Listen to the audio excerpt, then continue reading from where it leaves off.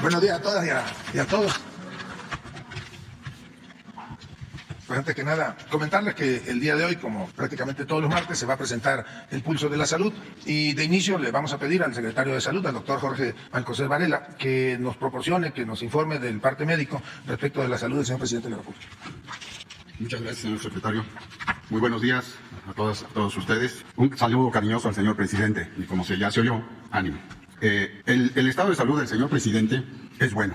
La infección por el virus SARS-CoV-2 se confirmó en unas horas después de su inicio de sintomatología, como ustedes saben.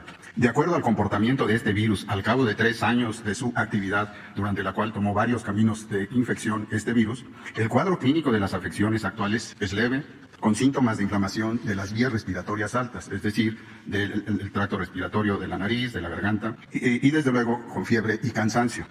Esta sintomatología es la misma que el señor presidente ha tenido. Con la toma de paracetamol, de líquidos, descanso, ha mejorado. Ustedes conocen que el señor presidente tiene el antecedente de haber sufrido un infarto al corazón. La evaluación actual en este tema es de normalidad. De hecho, hasta su función de la tensión arterial se ha controlado más hacia la baja, pero es porque no está haciendo acciones con toda la población, que son una acción dinámica que elevan tanto la presión arterial. Por lo tanto, también la tensión arterial está controlada y en buena situación. Preciso con ustedes que el resto de sus estudios que se han realizado, incluyendo un examen minucioso del tórax, están normales. Por ello, en unos días será dado de alta y esto es lo que quería yo informarles y transmitirles de la salud del señor presidente, que en esencia lo que requiere es descanso. Muchas gracias. Bien, pues empezamos. Bueno, vamos a continuar con la agenda para el día de hoy.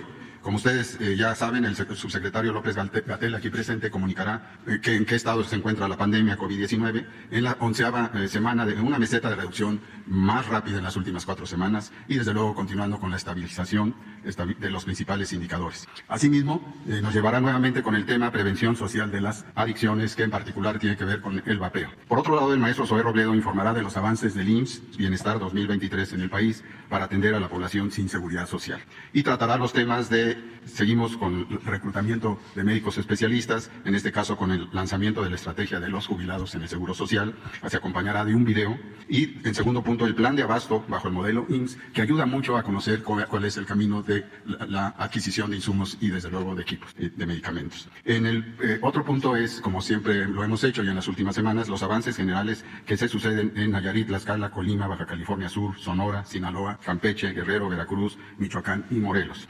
Pero por otra parte, y en tercer lugar, y no por ser menos importante, el doctor Alejandro Esbarch Pérez, comisionado nacional de COFEPRIS, les informará sobre el denunciatón nacional sobre el vapeo.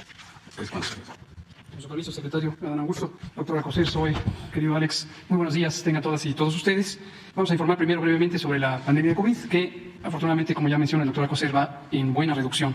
Aquí vemos la curva epidémica de agregación semanal, a la que ustedes ya están muy familiarizadas y familiarizados, y vemos cómo tuvimos un periodo de esta meseta larga durante más de 7 semanas, prácticamente 8 semanas, seguida de un periodo donde ya está más rápidamente reduciéndose.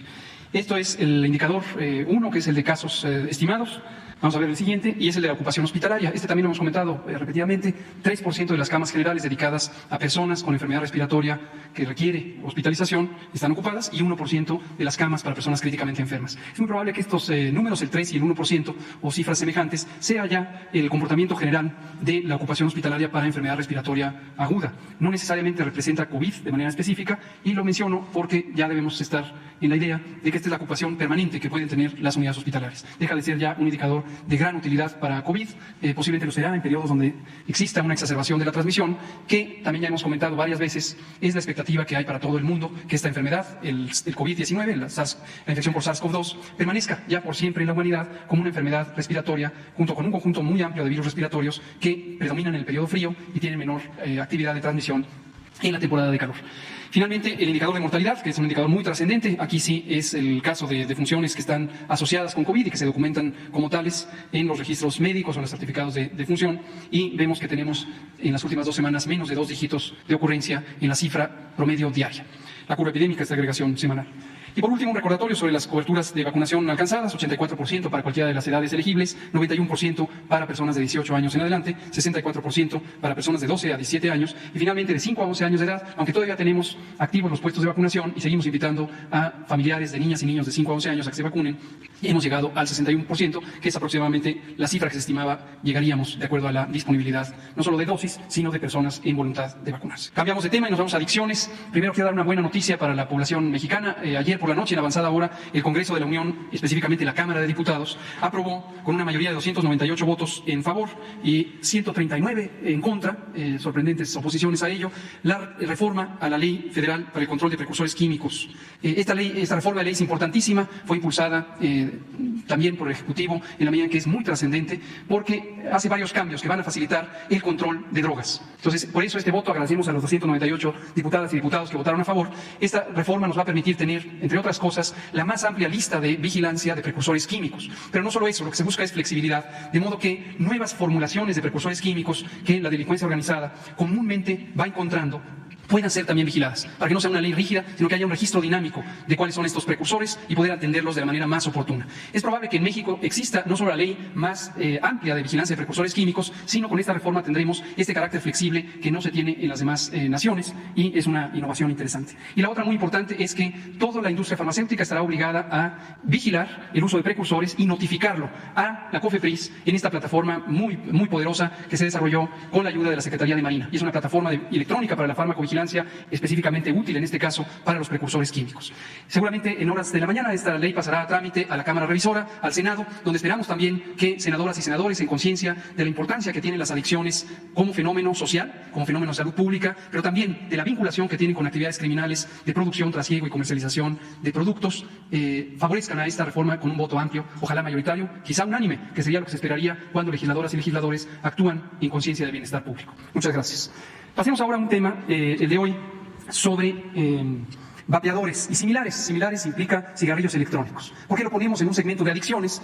Algunas personas que nos escuchan, que nos ven, se preguntarán con la expectativa de que íbamos a hablar de drogas fuertes, de productos que causan adicciones inmediatamente graves, tanto en su forma de atrapar a la juventud en el hábito, en la adicción, como de trastornos de la conducta social. Y que la mayoría de las que vamos a estar hablando en este segmento son estos productos ilegales. Pero hoy estamos hablando de un producto que en algunas partes del mundo es legal y que la industria tabacalera pretende que sea legal en México, pero hoy no lo es. Por eso es que vamos a hablar de ello, porque es parte del conglomerado de adicciones. Como mencioné la semana pasada, las personas, por ejemplo, que consumen metanfetaminas antes de los 21 años, tienen un antecedente importante de consumir tabaco, además de alcohol, antes de iniciar la adicción a las metanfetaminas. Aclaro, por cierto, porque vi que algunas personas interpretaron diferente lo que dije. No quiere decir que toda persona que fuma o toda persona que consume alcohol irremediablemente va a consumir metanfetaminas. Lo único que quiere decir es que se ha demostrado epidemiológica y estadísticamente que las personas que consumen alcohol y tabaco tienen una mayor propensión al consumo de drogas comparado con personas que no consumen estos productos. El tabaco es sin duda uno de los productos, aunque sea legal, de los productos adictivos de mayor uso en el mundo, junto con el alcohol. Y además, desde hace muchos años se ha reconocido este carácter de propiciador de otras conductas adictivas, no solamente en el consumo de sustancias, sino otras relacionadas. No quiere decir necesariamente que el tabaco es el que induce estas conductas, esto puede estar ligado a otros factores, pero ciertamente el tabaco es un producto que fomenta la actividad social relacionada con la conducta adictiva. Y hoy, aunque en otra ocasión hablaremos de los productos de tabaco en general, en particular los productos que le llamamos convencionales o los productos de tabaco que se han usado desde hace muchas décadas, hoy vamos a hablar específicamente de vapeadores. Y en su momento, como ya anunció el secretario, el doctor Schwartz, comisionado federal para la protección contra riesgos sanitarios, nos hablará de los hallazgos que ha tenido el laboratorio de COFEPRIS sobre los vapeadores, su contenido, pero también de estas campañas tan importantes de denuncia y de acción. La autoridad sanitaria está actuando para cumplir la ley, para hacer cumplir la ley y para proteger a la ciudadanía, particularmente las personas más vulnerables de este tipo de productos. Vamos a ver qué son los vapeadores y cigarrillos electrónicos. En general, se podría tener una noción de que son dispositivos electrónicos, esto es importante, que transforman una sustancia líquida, en el caso de los vapeadores, una sustancia sólida, que es directamente producto del tabaco, en el caso de los cigarrillos electrónicos, que las personas inhalan y estos vapores llegan hasta los pulmones. Y la industria tabacalera en el mundo, también en México, también con organizaciones fachada, que son financiadas por la propia industria, a veces involucrando legisladores, por ejemplo, está pretendiendo que nos convenzamos que este producto no es nocivo.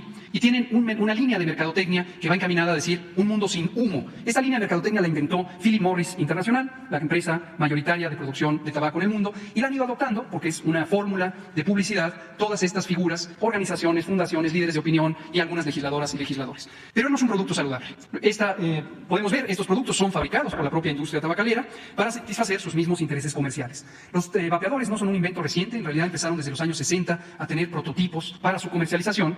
¿Y por qué empezaron? Porque las políticas de control de tabaco en muchos lugares del mundo, en su momento principalmente en Europa, hoy no necesariamente Europa lleva la delantera, empezaron a anticipar que se iba a reducir su mercado. Tenían que sustituir ese mercado con otro tipo de producto. Y encontraron que con el avance tecnológico en circuitos electrónicos y otros dispositivos sólidos, como son los vapeadores, podía ser apetecible a las personas consumidoras tener un producto de tabaco sin humo.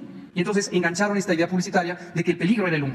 Esta idea es falsa, no es el humo per se o el único elemento que hace daño, como veremos ahora y en particular en la presentación del Dr. Sbach. El tabaco tiene múltiples sustancias que son adictivas. La más importante es la nicotina. Hay un amplio conjunto de células del sistema nervioso central que responden a la nicotina. Hay unas sustancias, unas moléculas, unos receptores en estas células que se estimulan con nicotina. Y entonces por eso es tan fácil que la nicotina, que viene de la planta del tabaco, Nicotiana tabacum, puedan hacer este efecto de inducción de un falso sensación de bienestar, de reducción inmediata de la ansiedad y también de adicción. Pero vean ustedes, mantienen su lado adictivo porque dejan la nicotina. No solo eso, algunos de los vapeadores tienen un estímulo de nicotina hasta 100 veces mayor al que puede producir fumar un cigarrillo. Están diseñados para ser atractivos y eso particularmente en los años 80 empezaron a estimular la idea de que pudieran tener sabores apetecibles de fresa, de mango, de menta, de muchas cosas para que sean apetecibles. Dicho sea de paso, en los años 60 cuando se inventaron los cigarrillos mentolados, la industria también dijo que es para tener un cigarrillo menos tóxico. Falso. Lo que querían era que el sabor mentolado atrapara la avidez de los consumidores. En un momento vamos a hablar de quiénes son los más vulnerables sobre este elemento adictivo que lo representan también los saborizantes. Y lo último, como dirá el Dr. Sbach, hay una gran cantidad de sustancias tóxicas, níquel, estaño, plomo, metales pesados que son dañinos para la salud. Ahora, la industria desde hace mucho tiempo ha estado desvirtuando la información científica con grandes sumas de dinero. Esto incluye crear institutos como el Instituto sobre el Aire Limpio que se creó por la industria tabacalera, específicamente Philip Morris, para disfrazar el problema del tabaco y atribuir el cáncer pulmonar y múltiples enfermedades respiratorias solamente a la contaminación ambiental. Entonces hay que tener mucho cuidado con ese discurso del cigarrillo sano, del reemplazo del tabaco, porque esto también pretende enraizar esto. La Organización Mundial de la Salud ha documentado ya que la Fundación por un Mundo Sin Humo, que tiene también representantes aquí en México, como Provapeo y otras de estas falsas organizaciones sociales, en realidad está financiada por Philip Morris. Ahora veamos sobre los vulnerables. En México se estima que 45% de los adolescentes conocen ya que existen los vapeadores, pero 1.7 millones de personas consumen vapeo o cigarrillos electrónicos. Vean ustedes, casi la cuarta parte son niñas y niños. Tienen entre 10 y menos de 19 años. Son niños, niñas, adolescentes. Este es el espacio que quiere ocupar la industria tabacalera con vapeadores y cigarrillos electrónicos. Y los ponen a disposición amplia. Nos contaba el otro día una periodista que incluso en la escuela de sus hijos, que tienen, son de educación media, se venden vapeadores. Hay padres y madres de familia que llevan en sus mochilas vapeadores para dárselos a los hijos afuera de la escuela y directamente vendérselos. Hay que tener mucho cuidado con esto, por lo que ya mencionamos: daño directo, daño agregado por los componentes que tienen los vapeadores, adicción inducida y el peligro de que además sea un puente para otras adicciones mayores. Vamos a hacer aquí una recolecta de la siguiente, por favor. Mitos y realidades para que identifiquen cómo la industria tabacalera opera. El mito es que ayudan a dejar de fumar. ¿Nos han dicho eso? Incluso lo hemos oído en voz de las legisladoras y legisladores financiados por esta industria que pretenden impulsar leyes para regular los vapeadores. Hoy en el Congreso hay 2 decenas de iniciativas de ley que quieren impulsar la regulación de los vapeadores. Y su lógica es porque un producto regulado es un producto de calidad. Como si un producto dañino para la salud, estimulante de la adicción, pudiera ser de calidad. Obviamente lo que buscan es proteger los intereses comerciales. Estos productos no ayudan a dejar de fumar. Esto es falso. De entrada no hay evidencia científica alguna de que ayuden a dejar de fumar a las personas ya adictas al tabaco. En cambio, sí hay evidencia de que las personas adictas al tabaco que empiezan a utilizar vapeadores o cigarrillos electrónicos se quedan con lo que se llama técnicamente la epidemia dual. Siguen fumando y además ahora vapean, con lo que reciben dosis de nicotinas exageradamente altas, pero además reciben metales pesados y otros productos. El otro mito es que no dañan los pulmones. Falso. Los vapores inhalados a partir del consumo de estos productos llegan hasta los alvéolos pulmonares, que son las zonas finales al interior de los pulmones, y causan inflamación. Causan inflamación crónica, pero también recordarán ustedes que hace unos 4 o 5 años se presentó en Estados Unidos un brote epidémico de que alcanzó más de 3.500 casos de una enfermedad letal que lleva ahora ese nombre. enfermedad pulmonar aguda asociada con con vapeadores y cigarrillos electrónicos. Ya lo dije, la idea de que no generan adicción es un mito. Claro que generan adicción, tienen nicotina y tienen dosis muy altas de nicotina, hasta 100 veces mayores a las de un cigarrillo electrónico convencional. Esta otra idea, que ya lo dije también, de que no se asocian con otras drogas, falso. Se asocian con drogas en múltiples maneras, pero incluyendo la posibilidad de que ciertas otras sustancias adictivas, por ejemplo la cannabis, se utilicen también en los líquidos que se vaporizan con los vapeadores. Entonces, también hay otros daños conocidos del tabaco: enfermedad pulmonar, enfermedad cardíaca, enfermedad arterial y múltiples otras. Vamos a ver qué es esto de EVALI. EVALI son las siglas en inglés de lo que se podría traducir como lesión pulmonar aguda asociada al uso de vapeo o cigarrillos electrónicos. Tos, dificultad respiratoria, dolor en el pecho, náusea, vómito, dolor de estómago, diarrea, fiebre, fallo respiratorio y la muerte son algunos de los síntomas cruciales de este EVALI. Termino comentando sobre lo que hemos hecho en esta administración, en este gobierno, y además de mandarle un saludo cariñoso a nuestro querido presidente, como lo hemos hecho todos y todas, le mando un agradecimiento por su convicción en defender la salud pública. Entre otros múltiples aspectos, este ha sido muy determinante en que se controle esta epidemia incipiente, las de todas las drogas, pero incluida la de los productos electrónicos del tabaco. Recordarán que en febrero del 2020, cuando inició la pandemia, se emitió un decreto del presidente para prohibir la importación y exportación de los cigarrillos electrónicos y los vapeadores, y sus mezclas y sus cartuchos. Posteriormente tuvimos allí una infiltración, una maniobra, él ya la denunció aquí públicamente, en donde se distorsionó el decreto original, pero afortunadamente él respondió diciendo: no solo vamos a restituir lo que prohibimos, vamos a ir más ampliamente. Y en mayo, el 31 de mayo de 2022, hace casi un año, se emitió un nuevo decreto que amplía la prohibición, y es ya no solo importación-exportación, que sigue vigente, sino además prohibir la circulación con fines comerciales y comercialización de estos productos. Por tanto, toda persona que esté vendiendo cigarrillos electrónicos y vapeadores está cometiendo un delito. Y para no variar, la industria tabacalera, sus firmas comerciales, las empresas comercializadoras, por ejemplo, las cadenas de inconveniencia, estas cadenas comerciales que venden comida chatarra y productos altamente dañinos para la salud, como los refrescos, porque pertenecen a la industria refresquera, se han amparado. Y hoy estamos dirimiendo una serie de disputas legales. Vamos ganando, por cierto, ya llevamos 9 de cada 10 solicitudes de amparo han sido denegadas por jueces, juezas y, si no es el caso, en tribunales colegiados. Vamos ganando. Ayer, por ejemplo, ya la Suprema Corte de Justicia reconoció una tesis de jurisprudencia en el sentido de que no se les debe conceder estas suspensiones, argumentando el libre desarrollo de la personalidad, ya que el daño a la salud es muy importante. Yo creo que vamos a terminar ganando todo y ojalá se siente la base de una jurisprudencia para que estos productos no sean legalizados en México, tampoco regulados como pretenden los agentes de la industria en el Congreso. La última que vamos a comentar es sobre la red de atención. Esto es genérico, no solo para vapeadores y cigarrillos electrónicos, es para todos los problemas adictivos y también de salud mental. Nuestro equipo de salud mental, a quien nunca nos cansaremos de felicitar por lo talentosos que son, talentosas, ha entrenado a más de 100,000 profesionales de la salud en el primer nivel de atención para que tengamos una verdadera red de detección y referencia sobre salud mental, incluyendo adicciones. Lo último es recordarles la línea de la vida, también es útil para esta adicción al tabaco, 800-911-200, y en esa línea, en esa dirección electrónica, está la localización específica, horarios de las 550 unidades de atención sobre salud mental y adicciones. Muchas gracias.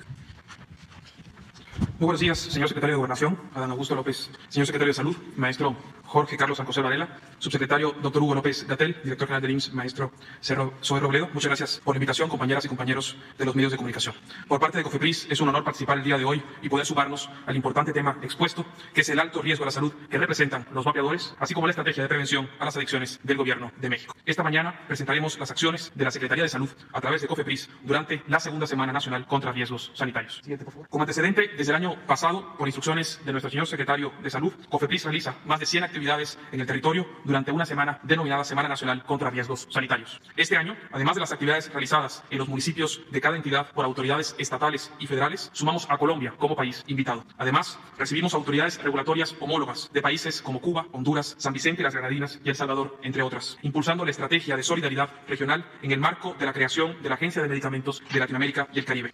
En paralelo a los eventos en el territorio realizados en centros comunitarios, mercados, escuelas y servicios de salud, en nuestra Secretaría de Salud en Guerrero tendremos la sede de la Semana Nacional. Del 24 al 29 de abril, la comunidad guerrerense podrá disfrutar de mesas de diálogos, de charlas, de proyección de películas, exposiciones de arte y muchas otras actividades de fomento sanitario en nuestra Secretaría de Salud en Acapulco. Agradecemos el apoyo incondicional, por supuesto, de la gobernadora, la maestra Evelyn Salgado Pineda, anfitriona de honor de las autoridades de toda la región y aliada de la protección a la salud de las guerrerenses y los mexicanos. Siguiente, por favor. Los invitamos a consultar la agenda temática en nuestra página web y participar en las actividades, las cuales podrán ver en vivo en nuestras redes sociales y en la COFEPRIS de cada estado. Hoy, 25 de abril, es un honor inaugurar la segunda Semana Nacional contra Riesgos Sanitarios desde este magno espacio y los invito a participar en todas las actividades. Además de los eventos y charlas informativas, este año hemos decidido emprender un reto histórico, el primer denunciatón nacional contra el vapeo de COFEPRIS. Recordamos que en octubre del año pasado presentamos en este mismo espacio los resultados de nuestra investigación en nuestro laboratorio nacional de referencia, el mismo que liberó más de 100 millones de vacunas para la atención de la COVID, sobre las sustancias que contienen los vapeadores. Gracias a un robusto estudio científico con los más altos estándares técnicos y una visión innovadora de la regulación sanitaria, fuimos la primera autoridad sanitaria en analizar los productos utilizados para vapear. Detectamos en el análisis cromatográfico que pueden ver 33 sustancias en los vapeadores, de los cuales solo 3 estaban descritas o reportadas en las etiquetas de los fabricantes. Además del enorme engaño al consumidor, descubrimos sustancias como linalol, utilizada para matar cucarachas, y alcohol bencílico, normalmente encontradas en jabones o productos para limpieza. Dimos a conocer estos resultados de una manera diferente, enfocado en advertir a los riesgos a los jóvenes que son cada vez más seleccionados con los objetivos de las grandes industrias del tabaco. Trabajamos con la Secretaría de Educación Pública, la secretaria Leticia Ramírez Anaya y la subsecretaria Marta Belda y el Canal 11 para compartir los resultados técnicos en un lenguaje claro, amigable para nuestros jóvenes y preciso. En paralelo, desplegamos operativos a nivel nacional para suspender aquellos puntos de distribución cercanos o incluso frente con frente a instituciones educativas. Gracias a la vigilancia sanitaria y a denuncias de nuestro pueblo, hemos recibido más de 500 denuncias tan solo lo que va de este año, resultando en casi 100.000 vapeadores asegurados. Hoy, en el marco de la Semana Nacional contra Riesgos Sanitarios, invitamos a todas y todos, pero especialmente a nuestros jóvenes, a participar en el denunciatón contra el vapeo. Invitamos a la población a ser parte del cambio y denunciar la venta de vapeadores en establecimientos y máquinas expendedoras. Como autoridad, nos comprometemos a responder de manera ágil a estos locales que se localizan principalmente en lugares frecuentados por jóvenes, parques, plazas comerciales y centros nocturnos. Denunciar es muy fácil, pues se puede realizar a cualquier hora a través de la página de internet de COFEPRIS o esta semana utilizando la frase denunciatón nacional. La meta son 500 denuncias en una semana, un nuevo récord para nuestra institución y a la que responderemos con personal sanitario desplegado en todo el país. Por último, mañana miércoles 26 de abril tendremos el enorme honor de suscribir la Declaración de Acapulco. Esta declaración, firmada entre las agencias regulatorias de México, Colombia y Cuba, representa el primer paso en la constitución de la Agencia de Medicamentos de Latinoamérica y el Caribe. Esta agencia, que ya cuenta con el apoyo de 10 países de nuestra región, representa un sueño latinoamericano que consolida la transformación de los sistemas regulatorios hacia la autosuficiencia y la soberanía. Siguiente, por favor. Trabajamos con Colombia y Cuba, 2 países con agencias reconocidas por la Organización Mundial de la Salud, así como colegas del Caribe y Centroamérica, en procesos que permiten y vamos a lograr tener más accesos a medicamentos y vacunas en menor tiempo con la calidad que todos merecemos. La AMLAC servirá para establecer estándares comunes, lo que garantizará la calidad de los insumos utilizados en la región, eliminando la duplicidad regulatoria entre los países hermanos. También promoverá la investigación clínica y las terapias innovadoras en nuestro continente. La Declaración de Acapulco representa un momento histórico para la regulación sanitaria, la salud humana y el acceso a medicamentos y dispositivos médicos en beneficio de la salud pública de toda la región. Muchas gracias y esperemos que nos puedan acompañar el miércoles al mediodía en la transmisión de la Declaración de Acapulco, así como enviando sus denuncias sanitarias en el denunciatón nacional. Muchas gracias. Muchas gracias. Con su permiso, señor secretario Adán Augusto López Hernández, secretario Alcocer, doctor López Gatell, doctor Esbart. Muy buenos días a todas y a todos. Como todos los martes, informamos sobre el avance en el IMSS Bienestar, la institución de la Cuarta Transformación para la atención de personas sin seguridad social. Y desde este lugar le mandamos un abrazo muy afectuoso al presidente Andrés Manuel López Obrador, esperando su pronta recuperación. Hoy vamos a ver 2 temas fundamentales para esta transformación y quizá de los más complicados. El primero, que tiene que ver con la posibilidad de que en los hospitales de salud que ahora están siendo intervenidos por el IMSS Bienestar, en muchos de los cuales, sobre todo comunitarios, básicos comunitarios, integrales, nunca se ha contado con la suficiencia de médicos especialistas en las diferentes especialidades o en los diferentes turnos o en los diferentes días de la semana, pues han hecho varias estrategias y hoy presentamos nuevamente una de las que estamos seguros, en la que tenemos más confianza y tiene que ver con el reclutamiento de médicos especialistas jubilados del Seguro Social. Si podemos poner la primera. El IMSS tiene registrados a 29.710 médicas y médicos especialistas que ya están jubilados. De ellos, 11.172 son menores de 65 años. Es decir, su experiencia, su conocimiento y su edad les permite estar en las mejores condiciones para ser recontratados. Hay muchos estudios que indican que la edad ideal del retiro para un médico especialista es después de los 65 años y que las competencias siempre son independientes a la edad. Por eso los estamos buscando, para que sumemos su sabiduría y su experiencia en hospitales que antes no tenían especialistas. La siguiente, el reclutamiento va a ser a partir de búsqueda intencionada, digamos, digamos, vamos a hacer llamadas, correos electrónicos y empezaremos a celebrar diferentes procesos de reclutamiento, pero directamente en los estados. En ese sentido, los 3 primeros estados, en Sonora, Guerrero y Michoacán, 3 estados donde hay mucha necesidad de médicos especialistas, será el 5 de mayo. En Sinaloa, en Oaxaca y en San Luis Potosí será el 12 de mayo. Y en Baja California Sur y en Chiapas será el 19 de mayo. Es importante decir que los médicos jubilados del Seguro Social, a la hora de optar por una de estas contrataciones por tiempo determinado, que les ofrece además del salario aguinaldo, no pierden su jubilación. Es decir, tendrían los 2 ingresos. Por un lado, un contrato por parte del IMSS Bienestar y permanece viva y vigente el ingreso por la jubilación. La siguiente, tenemos la convocatoria y que además está abierta para quienes nos escuchan, pueden empezar a consultar, pueden empezar a registrarse ahí en la página que hemos utilizado para este proceso en otras ocasiones, médicosespecialistas.gov.mx. Tenemos un video que podemos pasar. Garantizar que todas y todos los mexicanos tengan seguridad social desde su nacimiento con un sistema de salud público de calidad va a ser posible si lo hacemos de la mano del conocimiento y la experiencia profesional de las y los médicos especialistas jubilados del IMSS en todo el país. Para asegurar la atención en todos los rincones de México, debemos contar con el personal médico necesario. Por ello, el Instituto Mexicano del Seguro Social invita a las y los médicos jubilados a incorporarse a los servicios de salud IMSS Bienestar. Las y los médicos mantendrán su jubilación y podrán tomar alguna de las vacantes para la consulta externa, cirugía o para cargos normativos en la dirección de hospitales o unidades de primer nivel. Al sumar su sabiduría y experiencia en hospitales que antes no contaban con especialistas, podremos garantizar que la salud sea un derecho y nunca más un privilegio. La transformación es posible porque la hacemos juntos. 80 años IMSS. Estamos seguros que esa gran generación de mexicanas y mexicanos estará atenta a esta convocatoria ahora que la salud y la patria los necesita y los está llamando.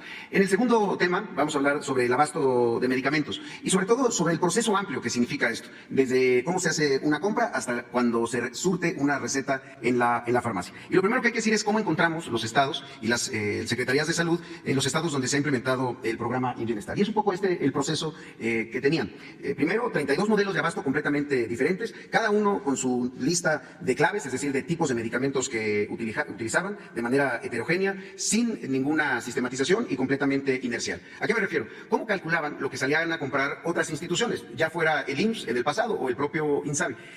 Los estados mandaban una lista que se calculaba con los consumos históricos, es decir, era la inercia. Se hacía el cálculo, es decir, cuánto se compró el año anterior, se le incrementaba 10% y eso era lo que salían a comprar. Esa planeación que usaba consumos históricos para estimar la demanda generaba una serie de problemas. Primero, no contenía todo el número de claves que debe de ofrecer un sistema de salud, o solicitaban claves que ya nadie produce o claves que ya nadie está utilizando. Tipos de medicamentos que ya nadie estaba produciendo en el mundo, los pedían los estados. Eso generaba, a partir de una lógica solamente de disponibilidad presupuestal y no de la necesidad de la población, pues que hubiera insuficiencia en algunos casos o sobreinventario en algunos otros casos. Es decir, con los consumos históricos, aunque se tuviera un inventario todavía con tiempos de caducidad amplios, se volvían a pedir, saturando los almacenes. Además, el inventario se iba solicitando con un calendario, es decir, con calendarios de entregas. Un sistema de salud siempre es dinámico. Hay veces que por alguna razón se empiezan a tener más consumo de un medicamento o menos consumo de un medicamento y cada mes puede ser diferente. Sin embargo, aquí se entregaba mes con mes la misma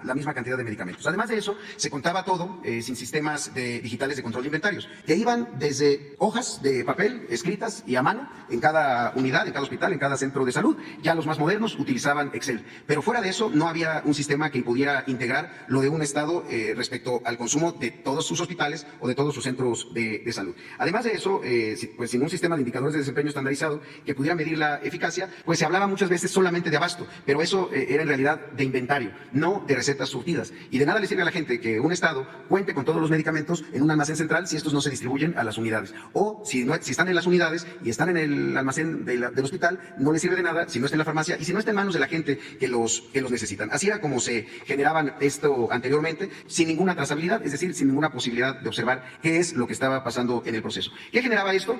Gasto de bolsillo, porque muchos de estos medicamentos tienen que ver con enfermedades crónico-degenerativas que se tienen que consumir y pues la gente, según en salud, en los estados, en el sistema estatal, era donde se generaba el mayor costo de gasto de bolsillo, con 29% de los pacientes que realizaban directamente en las farmacias. ¿Qué es lo que empezamos a hacer? Un proceso de triple optimización de todo el sector salud, no solamente del área que compraba los medicamentos, en este caso INSABI, sino de todo el sector, Secretaría de Salud, el IMSS, el ISSSTE, los institutos nacionales, la SEDENA, la Marina. La triple optimización tiene que ver primero con la parte clínica o terapéutica, es decir, se juntan un grupo de médicos especialistas de cada padecimiento para identificar cuál es el mejor tratamiento disponible en el mundo, sin tener un criterio administrativo, simplemente qué es lo mejor que hay y se ponían de acuerdo para identificarlo. La segunda tenía que ver con la parte poblacional o de salud pública, es decir, cuánto de ese medicamento se necesitaría, en qué tipo de presentación, a partir de las características del pueblo de México, para poder hacer el cálculo de todo el sector. Y al final ya entraba la parte económica, es decir, con la fuerza de una compra consolidada, pues se puede disminuir los precios, generando ahorros, pues para comprar medicamentos que muchas veces, por su costo, se dejaban de comprar. Además,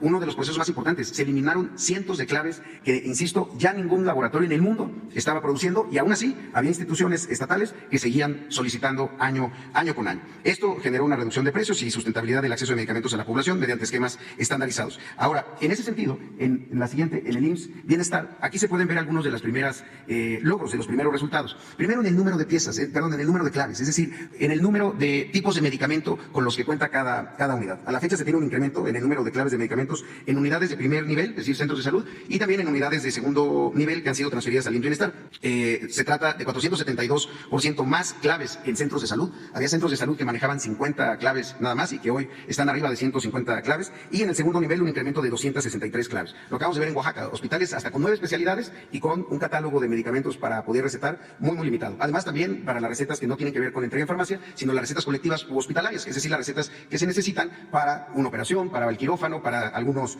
procedimientos. Y adicionalmente a esto, había 2 estados, hasta el momento identificados, en donde ya todo el proceso de farmacia era privado. ¿Qué significa esto? En el hospital público al interior había una farmacia privada, de la cual la institución estatal no tenía ningún control, con un catálogo de medicamentos muy limitado y también con muy poco abastecimiento. Entonces, pues esas farmacias privadas pues se han ido cerrando. Ahora, aquí es a lo que aspiramos que lleguemos con el IMSS Bienestar. Se puede pasar la siguiente, a un modelo completamente diferente, que es el modelo del seguro social. ¿Por qué es diferente? Primero, porque se hacen consumos promedios mensuales, es decir, cuál fue el consumo promedio en un mes de cada una de las unidades, no por estado, sino de cada unidad, cada hospital, cada unidad médica familiar. Eso nos permite saber exactamente cuáles son las necesidades a partir del perfil epidemiológico que atiende cada una de las unidades, para poder estimar una demanda con mucho mayor exactitud. Es un modelo con más de 20 años y que además está con posibilidades de mejora continua, y que cada cosa que se hace en un estado ocurre en todo el país. Con el objetivo de aprovechar este poder de compra, se ha privilegiado las compras consolidadas, también con contratos abiertos, no calendarizados. Es decir, la propia institución es la que le solicita al proveedor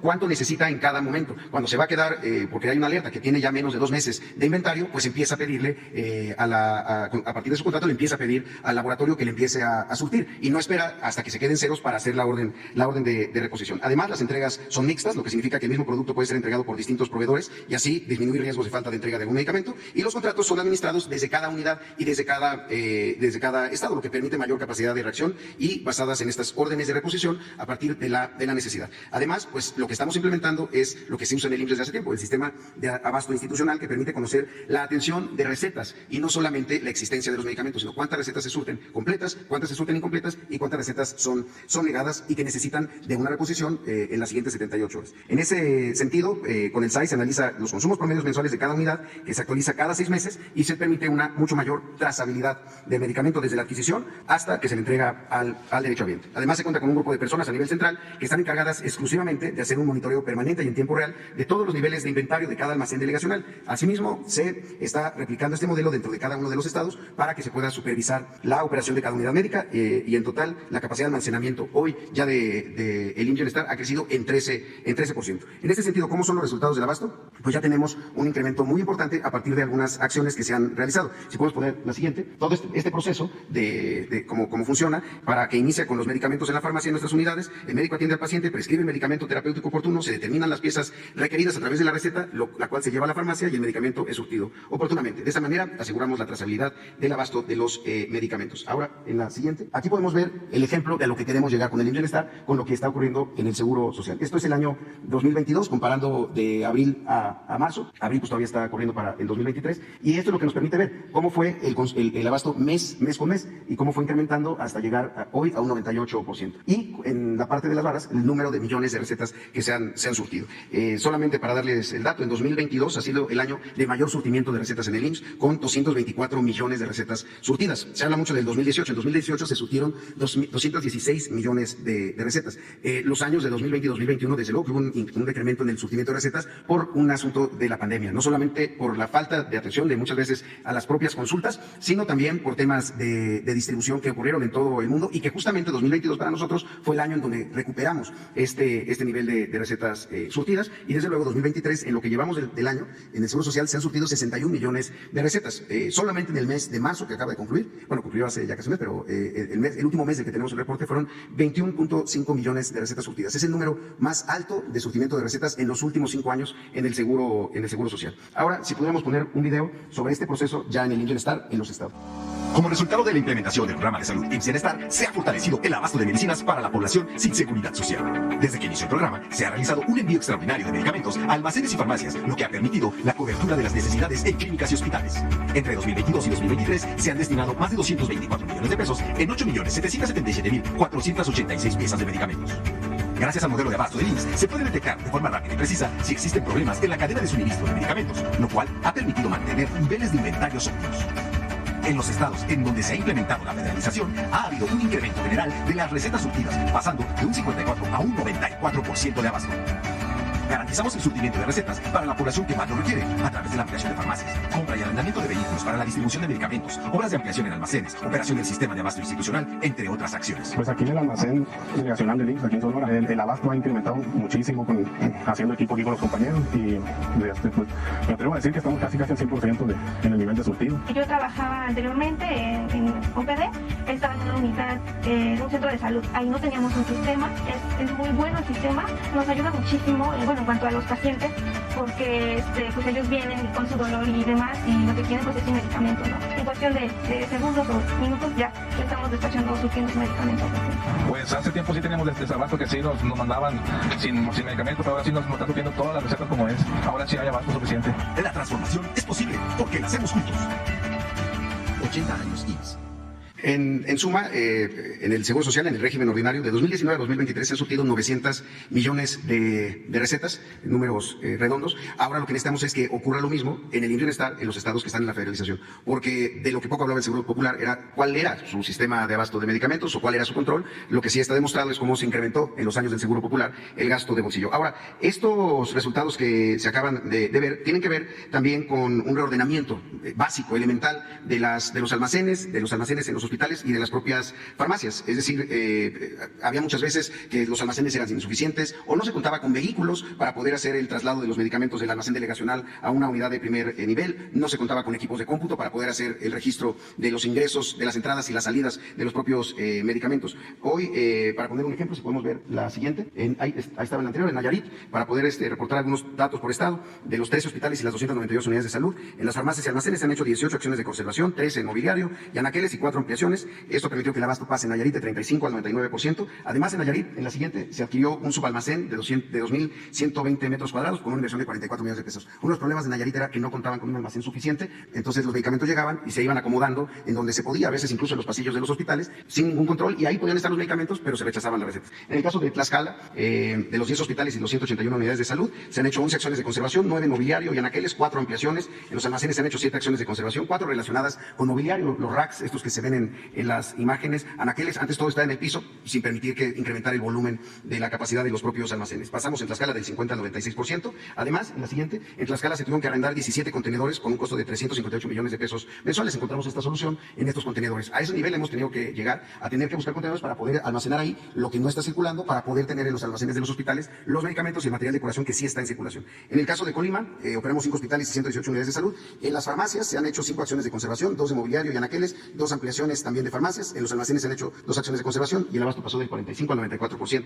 En Baja California Sur, operamos 6 hospitales, 58 centros de salud. En las farmacias también se hizo una acción de conservación y una de almacén. Se realizaron trabajos de pintura interior, reparación de anaqueles, mobiliario, tabla roca, colocación de señalética, cerraduras y esmerilado, y el abasto pasó del 65 al 99%. Además, en todos los estados se han hecho acciones de abasto emergente por parte de IMSS Bienestar. En Sonora se operan 17 hospitales y 223 centros de salud. No se han requerido trabajos adicionales en farmacias y almacenes y se realizó la optimización de procesos. El abasto está ahora en 98%. En la siguiente, en Sinaloa, Sinaloa operamos 23 hospitales, 340 centros de salud. En las farmacias se han hecho 5 acciones de conservación. En los almacenes se han hecho 3 acciones de conservación y una ampliación. Se realizó también aplanado de muros, pintura interior, anaqueles, demolición de muros para ampliar espacio y colocación también de señalética, instalación de chapas en las puertas, pinturas y colocación de esmerilado. El abasto ahora está en 96% en Sinaloa, cuando estaba en 39%. En Campeche, también en la operación de 42 hospitales, 11 hospitales y 133 centros de salud. En las farmacias se han hecho 3 acciones de conservación y también una ampliación de un almacén hospitalario, y también en los almacenes más grandes 3 acciones de conservación, una relacionada con mobiliario y anaqueles. En Campeche estamos ahorita ya en el 98%, se encontró el estado con 65% de surtimiento de recetas. En Guerrero se operan 11 hospitales y 133 centros 42 hospitales y 283 centros de salud. En las farmacias se han hecho 5 acciones de conservación, 15 en mobiliario y anaqueles. En los almacenes se han hecho 4 acciones de conservación, 10 relacionadas a mobiliario y a almacenes. Anaqueles, perdón. Se armaron también anaqueles que estaban ahí pero estaban sin ocupar y que ya se colocaron, y también pues todo el tema de acomodo y fijación a pared de anaqueles en 15 hospitales que necesitaban también una rehabilitación. El abasto está ahorita en el 88%, partiendo del 57% que encontramos. En Veracruz, donde se operan 37 hospitales y 1.025 centros de salud, en las farmacias se han hecho 15 acciones de conservación, 3 en el mobiliario y anaqueles, 2 ampliaciones. En los almacenes se han hecho 12 acciones de conservación, una relacionada a mobiliario y anaqueles y una ampliación. En Veracruz tenemos un reporte del 96% de recetas surtidas, cuando estábamos en 61%. Y ya finalmente en Michoacán, donde se operan 22 hospitales y 366 unidades de primer nivel, en las farmacias se han hecho acciones de conservación y de ampliación. En los almacenes también una acción de conservación. Se arreglaron anaqueles, se colocó esmerilado en las ventanas de atención a los pacientes, colocación de lámparas de techo, señalética. En muchos de estos casos también aires acondicionados en farmacias donde se necesita mantener cierta temperatura, y también el propio personal así lo reclamaba. Se cambiaron lámparas de techo, se pintaron paredes, se reparó la tabla roca dañada en muros, y el abasto pasó del 80 al 96%. Y en Morelos, donde se operan 4 hospitales y 204 unidades de salud, en las farmacias se han hecho 4 acciones de conservación, en los almacenes se han hecho 4 acciones de conservación también y 4 relacionados a mobiliario y anaqueles. Ahorita el reporte en Morelos es del 88%, es uno de los estados que tiene contratado un servicio particular de farmacia que se está analizando en su terminación anticipada. Finalmente, tenemos 2 noticias importantes de estados en donde estamos empezando. Una en Oaxaca, donde se adquirió un almacén de 4.509 metros cuadrados para el almacenamiento y 2.104 metros cuadrados en patio de maniobras y otras áreas. Es un almacén que se compró por 136 millones de pesos. Oaxaca, un estado tan grande, tan complejo en su geografía y su dispersión poblacional, no tenía un almacén de estas características que estamos por echar a andar para poder ahí recibir los medicamentos y de ahí que salgan a todas las unidades del estado. Y lo mismo en Quintana Roo, donde se arrendó un almacén de 1.212 metros cuadrados para almacenamiento y 200 metros cuadrados de áreas en otras áreas con un costo mensual de 350 pesos, y donde también era muy necesario para poder cumplir con este propósito. Hay muchas cosas todavía por hacer, pero era importante informar que este trabajo, que nunca se ve, lo que ocurre en un almacén o en una farmacia, estaba completamente también abandonado. Muchas gracias, secretario. Todo por mi parte. Bueno, empecemos ahí, pues. Gracias, Erika Hernández de Reforma. Secretario, preguntarle, todavía en el ambiente ronda esta idea de que el presidente tiene algo más que COVID. Preguntarle, en comparación con otras ocasiones donde el presidente salía en un video a decir cómo se encontraba, ¿vamos a ver esto en las próximas horas y por qué no se ha hecho? Y preguntarle al director del IMSS, ya resumió cuántas recetas sí se surten, pero quisiera preguntarle las que no se surten. Ustedes reconocían que al menos en el último año 10 millones de recetas no se surtieron. ¿Qué es lo que está pasando? ¿Qué tiene que suceder para que se cumpla el 100%? El presidente había dicho que estaban al 100% de medicamentos para el 2023 y 2024. Son 10 millones de personas o quizá millones, pero son millones de personas las que no han recibido su medicamento. ¿Qué es lo que está sucediendo? Si nos pudiera detallar. Sí, gracias. Fíjese, justamente el año pasado se surtieron 224 millones de recetas. No hay 224 millones de personas en México. No hay 224 millones de derechohabientes en el Seguro Social. Y es más, de los derechohabientes del IMSS, no todos necesitan un medicamento. Ese es el primer tema. Usted acaba de decir algo que es falso. 10 millones de personas. Y es justo la información que... si quieren, no tomen en cuenta 10 millones de personas, 10 millones de recetas. Sí, bueno, pero es importante corregir porque es también su responsabilidad dar la información como es. Entonces, no son 10 millones de personas. Hay muchas personas que reciben una receta con diferentes medicamentos. Y dentro de esos medicamentos puede haber alguno que cuando se reporta que no está surtida, porque se surtieron 2 de 3 medicamentos, pero no lo contamos como receta surtida. Entonces no necesariamente significa que la persona se fue a su casa sin los medicamentos que necesita. Ahora, de las recetas que no se surten, digamos, de las 224 que sí se surtieron completas y que nos reportan el 95% del surtimiento de recetas, ese otro 5% siempre lo hemos dicho. Claro que nos preocupa ese 5%, porque en el IMSS significan millones de recetas. Sin embargo, no significa que no se hayan entregado. En el IMSS, primero, esas recetas, si no se surten en el primer momento, no pierde su caducidad y se puede surtir surtir en el mismo lugar en otro momento, o se manda a la persona a otra unidad para que sea donde sí se le surte. Si eso tampoco ocurre, hay muchos casos en donde incluso el surtimiento de la receta puede ser a partir de un vale para que se surte en farmacia cuando es una receta que se puede adquirir de una manera rápida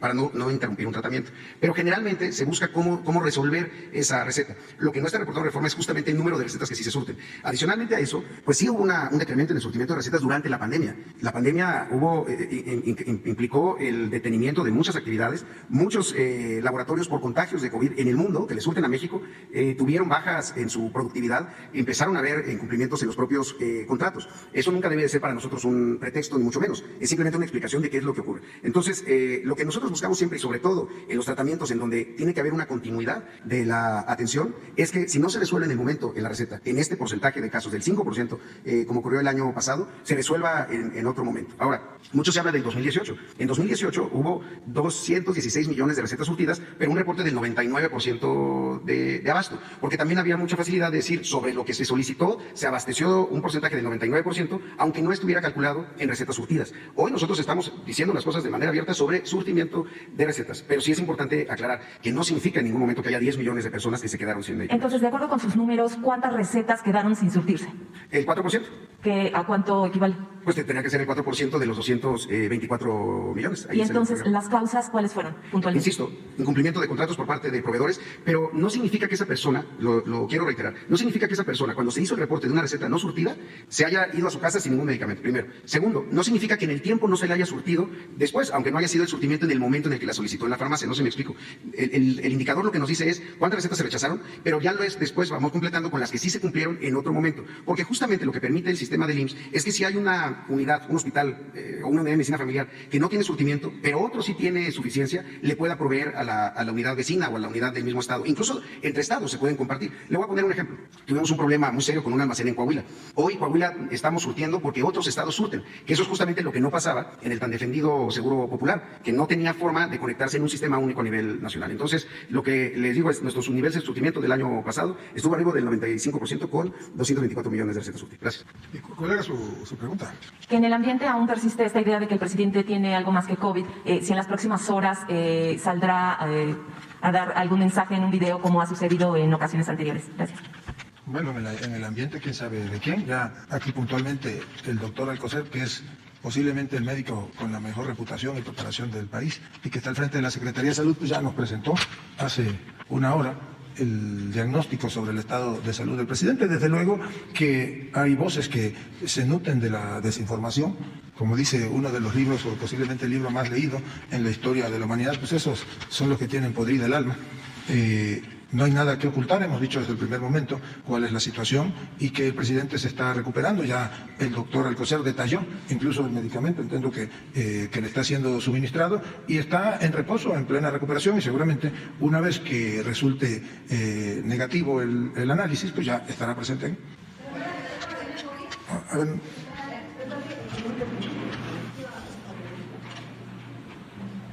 Gracias, secretario Daniel Escobar del Proceso. Primero, bueno, preguntarle si, nada más para aclarar, porque había quedado un poco también la duda, en ningún momento entonces el presidente fue al hospital militar, no ha habido necesidad de que acuda a ninguna otra institución de salud, si únicamente se ha atendido aquí nada más en Palacio Nacional y aprovechando, si nada más está tomando paracetamol o algún otro medicamento, me imagino que para los otros padecimientos sí. Bueno, en torno a lo primero, ya informamos ayer que durante la mañana del domingo, cuando llegaba a la primera actividad de la gira que se tenía, pues iba ya con síntomas de resfriado por prevención y por protocolo. Se realizan en estos casos pruebas de COVID o de influenza. En el caso del presidente se realizan con alguna periodicidad. Ante ello, iniciaron las reuniones y una vez que se inició, digamos, el procedimiento del análisis, los médicos sugirieron que por precaución acortara un poco la duración de la última reunión y se decidió que se trasladara a la Ciudad de México en prevención, sobre todo porque si hubiese resultado positivo alguno de los dos virus, resultó positivo a COVID, pues eso obligaba a aislarse para evitar contagios a quienes estuviesen conviviendo con él. Y, perdón. Sí, claro que sí, sí. Todo el fin de semana, desde el viernes, ustedes saben que estuvo en la reunión de seguridad, en la conferencia de prensa, en el evento del aniversario de las Fuerzas Armadas de la Marina. Posteriormente inició la gira de Tren Maya por el sureste del país, pernoctó en Chetumal el viernes. El segundo día fue básicamente sobre vuelos, Cancún, Tulum, se pernoctó en Mérida y inició el día con una reunión de trabajo con personal del Ejército y de la Armada de México, Marina de México, quienes tienen a su cargo diversos aspectos de la construcción del Tren Maya. Entonces no fue a ninguna institución de salud aquí en la Ciudad de México, nada más. No, él se le practicó en las instalaciones de la base aérea de Mérida, Yucatán, donde se llevan a cabo estas reuniones cada 15 días y posteriormente cuando llegó a la Ciudad de México se le comunicó el resultado del análisis. Secretario, en otro tema, ayer la ministra de la Suprema Corte, Loreta Ortiz, negó una suspensión con la que el Instituto Nacional de Transparencia, Acceso a la Información y Protección de Datos Personales, INAI, pues pretendía sesionar con 4 de los comisionados para poder desatorar todos los recursos de revisión que tienen pendientes. Preguntarle en ese sentido, se negó esta suspensión, no podrán sesionar con estos 4 comisionados, y preguntarle a raíz de todo lo que surgió también hace unos días en torno a la reunión que usted tuvo con legisladores, saber si en efecto el mensaje fue en torno a dejar inoperante al INAI, si el mensaje fue en torno al tema de este mundo ideal del que se habla, en el que estaría el gobierno actual en torno a la situación del INAI para evitar algunos temas de transparencia, algunos temas de resoluciones, algunos temas de entregar información, o cuál es el objetivo de este mensaje que usted, después también ha mencionado que es un lastre. ¿Cuál es el mensaje que dio a los legisladores en este día y esos días de reunión y pues la intención que tiene el gobierno en torno al INAI? Bueno, primero yo diría que finalmente alguien, en este caso la ministra Loreta Ortiz, deja de un lado tantos intereses políticos y económicos que hay en torno al llamado Instituto Nacional de Acceso a la Información. Fue una resolución meditada y emitida conforme a derecho. Era un despropósito de los consejeros del INAI, los 4 consejeros, el que se les permitiera, violando la Constitución, funcionar con un número que la misma ley de comisionados, que la misma ley no prevé. Segundo, pues evidentemente continúan en el Senado de la República los esfuerzos para construir, en el caso de las vacantes de los 3 comisionados y en el caso de las 2 primeras que ya fueron rechazados o devueltos por el presidente de la República, necesitan ahora de las 3/5 partes de los integrantes del Senado. La última vacancia del comisionado necesita de las 2/3 partes. Son los senadores de la República los que tienen la obligación y el derecho de designar a los comisionados. Pues todavía les quedan algunos días de periodo ordinario, pues ahí está abierta la posibilidad, nadie está obligado a lo imposible. Respecto a lo que usted menciona de una reunión que yo sostuve con los senadores de la República, integrantes de los grupos parlamentarios de Morena, del PT, del Verde y del PES, efectivamente estuve allí en el Senado de la República, analizamos básicamente los temas de la agenda legislativa, que por cierto ahora entiendo, pues esta última semana tendrán bastante carga laboral, porque en las últimas 2 o 3 sesiones de la Cámara de Diputados han sido aprobadas una serie de leyes que ya están hoy y seguramente en las próximas horas que hay sesión en Cámara de Diputados se aprobarán otras que pasarán a Cámara Revisora, en este caso de Cámara de Senadores, amén de que están en proceso de dictaminación 2 iniciativas o 3 de reforma constitucional, entre las que yo recuerdo hay una reforma constitucional para que el delito de tráfico de armamento sea considerado un delito grave y por lo tanto sea sujeto de prisión preventiva oficiosa. Hay alguna otra que no recuerdo a detalle, creo que es algo que le llaman 3 de 3, y hay desde luego una iniciativa de reforma constitucional que ya fue aprobada en la Cámara de Diputados relativa a reducir la edad para la elección de jóvenes en las diputaciones federales y en el caso de las secretarías de Estado. Esas están a discusión ahora. No conozco, la verdad yo no me ocupo de escuchar esas cosas, pero quienes la han escuchado y por lo que me han comentado, pues entiendo que hay evidentemente una edición y se falseó o se distorsionó el contenido de una conversación privada que yo tuve con los senadores, pero pues aquí abiertamente les digo qué fue lo que platicamos. Y, bueno, entonces precisamente en este tema no fue la idea, pues el mensaje de que les convenga tener inoperante el INAI, porque tiene pendientes 2.700 recursos de revisión que no han podido resolver este instituto, porque no se puede llevar a cabo la sesión, precisamente porque pues todavía no se mencionan, no se nombran estos 3 comisionados que faltan. No, en ningún momento. Aquí lo ha comentado el señor presidente y lo reitero ahora, pues es una tarea de los senadores de la República, es una obligación que ellos tienen por ley de conformar mayorías legislativas, mayorías cualificadas o 2/5 partes para designar a los comisionados. Entiendo que en uno de los casos ni siquiera se ha emitido la convocatoria.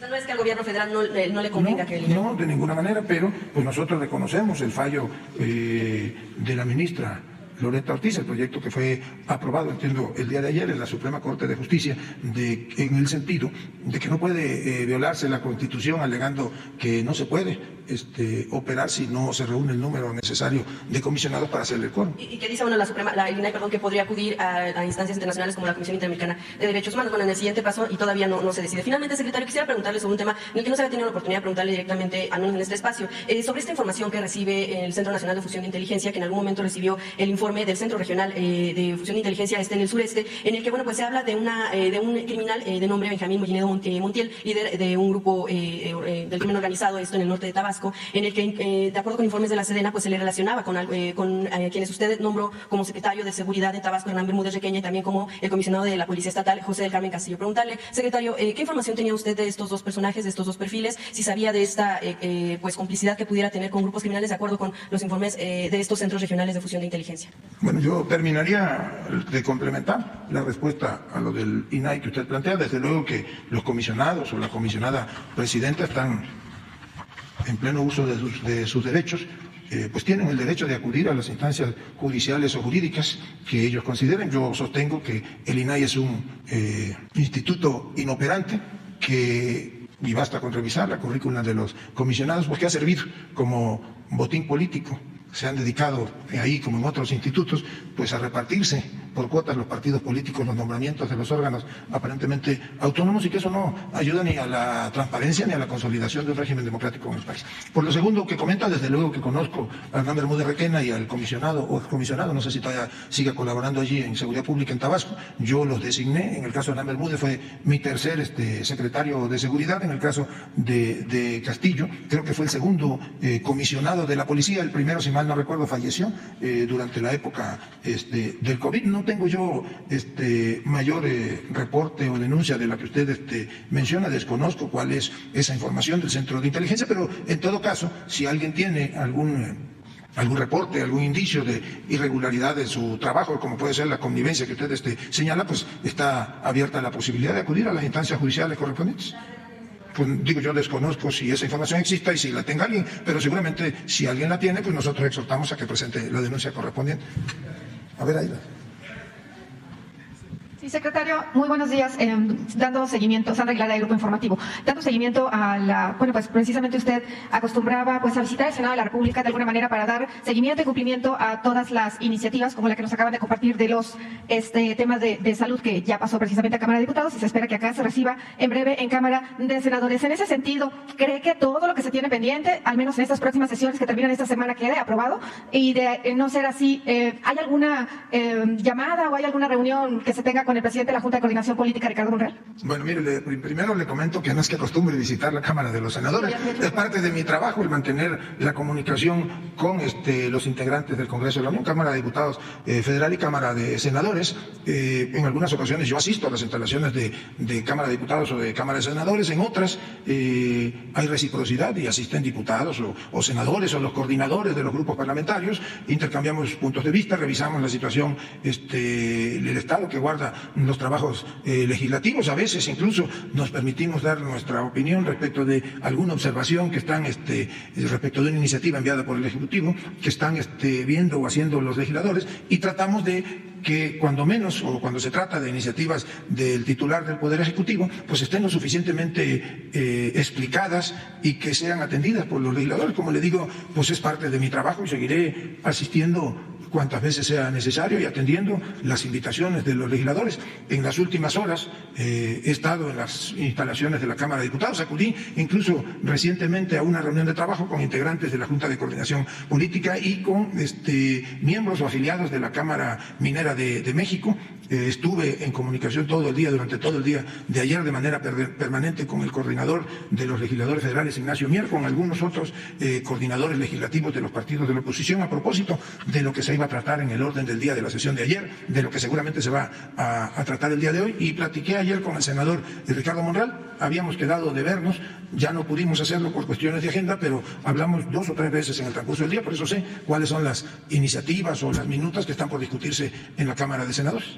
Mi siguiente pregunta, secretario, antes de pasar al tema de salud, que también tengo una pregunta más, saber si está, obviamente tiene conocimiento de estos sucesos ocurridos en Veracruz. Llama mucho la atención que, bueno, no son 1, 2 o 3 maestros las personas ejecutadas en este estado. Hace algunos días hablábamos de la tranquilidad y de los buenos resultados que en esta entidad se estaban dando, más sin embargo, pues bueno, los números y lo que vemos en las noticias a nivel nacional dicen, tenemos, como lo decimos aquí, tenemos otros datos. En ese sentido, ¿hay alguna atención al respecto, comunicación precisamente con el gobierno de esta entidad? Permanente comunicación con el gobernador Cuitlagua García, y porque él así lo ha acordado con nosotros, mantenemos comunicación que hacemos de su conocimiento con la fiscal, a veces cuando se requiere alguna información, con el secretario de Seguridad Pública, con el secretario de Gobierno. Hay incluso en algunas ocasiones, como se sucede en el ámbito de la seguridad nacional, intercambio de información o acuerdos de cooperación o colaboración entre las diversas instancias de gobierno federal y de gobierno local. Como bien pudimos observar todos el pasado viernes, la incidencia delictiva va a la baja en el estado de Veracruz. Hay descensos significativos en delitos como el secuestro. Veracruz pasó a ser en alguna época, 2018, 2017, pues era el primero o el segundo estado con el mayor número de secuestros en el país. Si mal no recuerdo, el gobernador presentó los números el pasado viernes, y creo que en el transcurso del año han sido reportados solamente 2 secuestros. El año pasado, si la memoria no me falla, creo que fueron 7 durante todo el año, y estamos hablando de un estado donde pues el delito de secuestro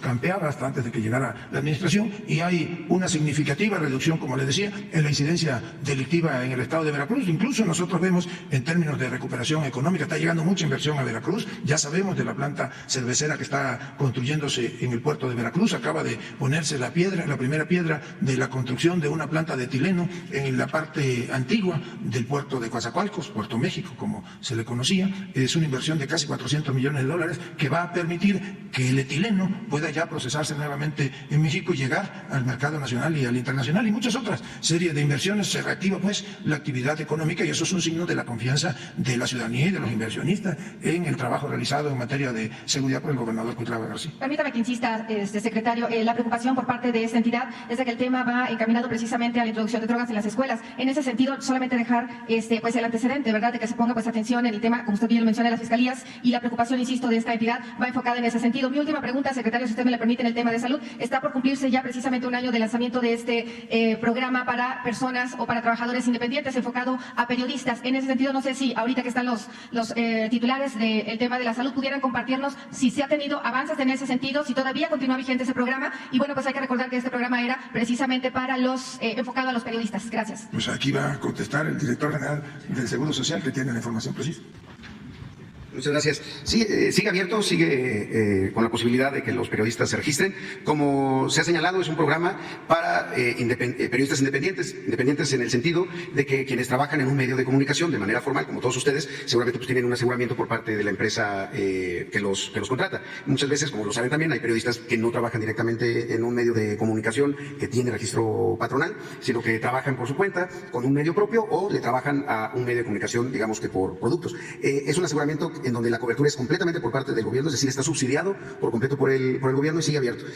Un comité de periodistas muy destacados que se presentó aquí son quienes analizan cada caso. No tengo el número exacto del cierre, pero hasta hace poco llevamos más de 800 periodistas registrados. En muchos casos el aseguramiento se había tardado por la falta por parte de los compañeros y las compañeras periodistas de documentos, sobre todo fiscales. Tienen que darse de alta en el SAT, por ejemplo, y en ese sentido incluso hablamos con el SAT para que podamos tener un proceso un poco más expedito, pero está abierto. Como les decía, debemos estar ya llegando a los 1000 periodistas independientes registrados.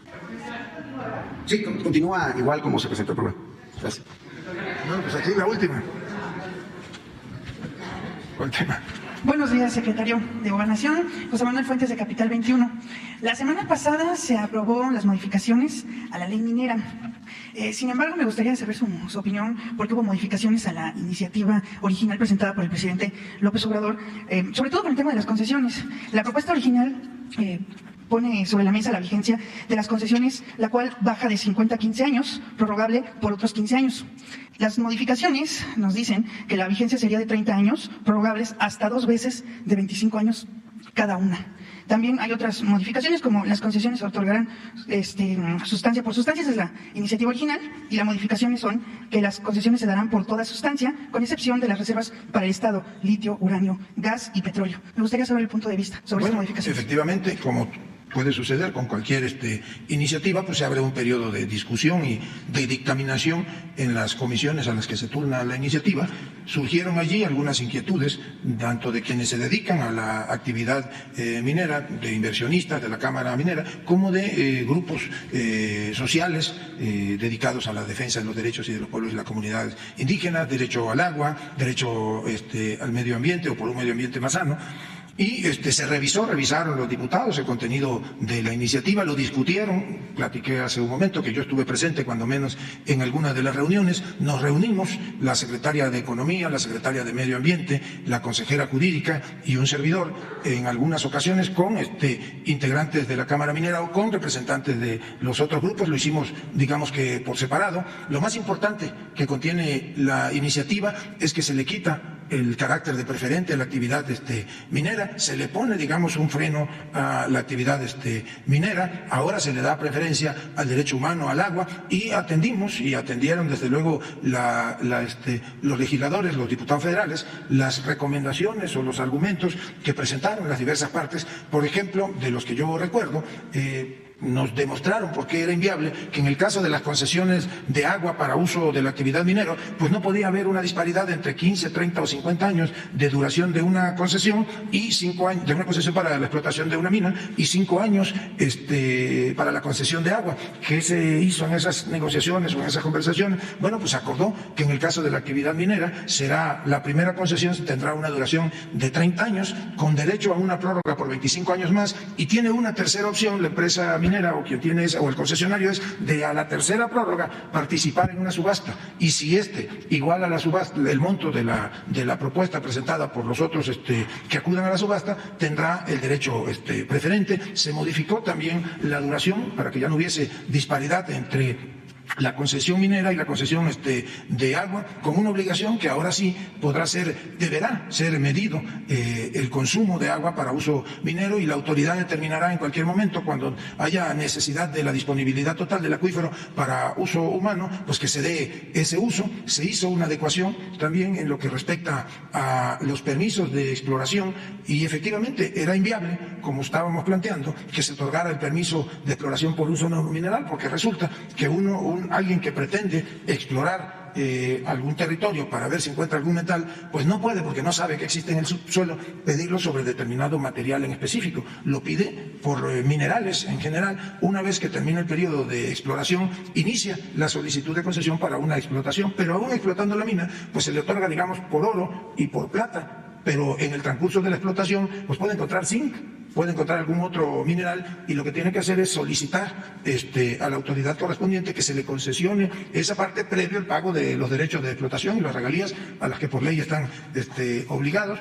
También ahí ahora en la reforma a la ley se establecen dos cosas. Primero, el que tiene que haber un procedimiento de consulta a las comunidades indígenas para que sean estos quienes en territorio, digamos, donde se asienten las comunidades indígenas, decidan si puede o no otorgarse la concesión. ¿Cuándo iniciaría ese procedimiento? Una vez que se tengan las manifestaciones de impacto social y de impacto ambiental correspondientes. A propósito, hay ahora en el Senado de la República una minuta que aún no se discute, ya fue aprobada en Cámara de Diputados, respecto a la ley de consulta indígena, y nosotros esperamos que pues todavía alcance el tiempo a los senadores de la República y pudiesen aprobarla en las próximas sesiones. Secretario, me gustaría también preguntarle, en ese sentido, serían 80 años. ¿Usted cree que no le quita la esencia a la reforma propuesta por el presidente? Bueno, es una reforma una iniciativa que, como ya le dije, pues fue objeto de un ajuste después de revisión, de análisis entre los legisladores y con los actores interesados. Nada más le voy a dar un dato. Pues antes eran prácticamente a perpetuidad. Hay concesiones de minas aquí en el país que tienen más de 175 años. Ahora comienza a regularse la actividad. Seguramente en los próximos años pues tocará ir adecuando la ley para ir ajustando los términos de la concesión, porque las condiciones son cambiantes. La obligación del Estado, bueno, pues es primero cumplir el compromiso de no otorgar, como no se ha otorgado en esta administración, un solo permiso o concesión para explotación minera. Segundo, y lo más importante, es que el litio, que es el mineral, digamos, del presente y del futuro, es ya propiedad de la nación, y es la nación la que la explotará en beneficio del pueblo de México. Y tercero, pues que ya no haya más disparidad. Sobre todo la minería lleva aparejado el uso o el abuso en materia de la disponibilidad de recursos hídricos y todo eso queda plenamente regular. Secretario, en segunda pregunta, para el secretario de Salud, sería, el pasado 24 de marzo se publicó en el Diario Oficial de la Secretaría de Salud un decreto para eliminar el uso de las grasas trans en alimentos y bebidas. La pregunta sería, ¿cómo sería o cómo el gobierno va a verificar que las empresas cumplan con lo estipulado en la ley? Gracias por señalarlo. Efectivamente, las grasas trans de origen industrial son un producto que ya sea se genera durante el proceso de fabricación de alimentos procesados y ultraprocesados, esta es la proporción menor, o se le añade a ciertos productos que tienen grasas, con el propósito de aumentar la duración del producto, que no se vuelva rancio, para decirlo de manera muy clara, rápidamente. Desde luego, el interés de hacer esta transformación química o esta adición química es un interés comercial. La industria alimentaria a lo que se dedica es a ganar dinero, no a nutrir al país, y entonces agregan esto para que sean más rentables sus operaciones. Sin embargo, ya desde hace casi un poco más de 20 años se empezó a acumular la evidencia científica que demuestra que las grasas trans, tanto de origen industrial como naturales, que son, ya dije, la mínima parte, aumentan el riesgo de daño permanente al sistema cardiovascular, riesgo de infartos cardíacos, riesgo de infartos cerebrales, de múltiples afectaciones por obstrucción de las arterias, que se llama aterosclerosis. Y México había intentado sumarse a los distintos países, que empezó esto en Europa, luego se sumó Canadá, Estados Unidos, Australia, varios otros países, a prohibir la adición de grasas trans en los alimentos industrializados. Para que el público tenga una referencia directa, la margarina es uno de los ejemplos más claros de estas grasas hidrogenadas. En los años 60 y 70, la industria alimentaria, así de engañosos como los del tabaco o las refresqueras, empezaron a decir que era más saludable usar margarina que usar mantequilla. Y se volvió una moda y todo el mundo quería consumir margarina. Hoy se sabe que no, que aumenta el riesgo de enfermedad grave, infartos cardíacos, infartos cerebrales, etc.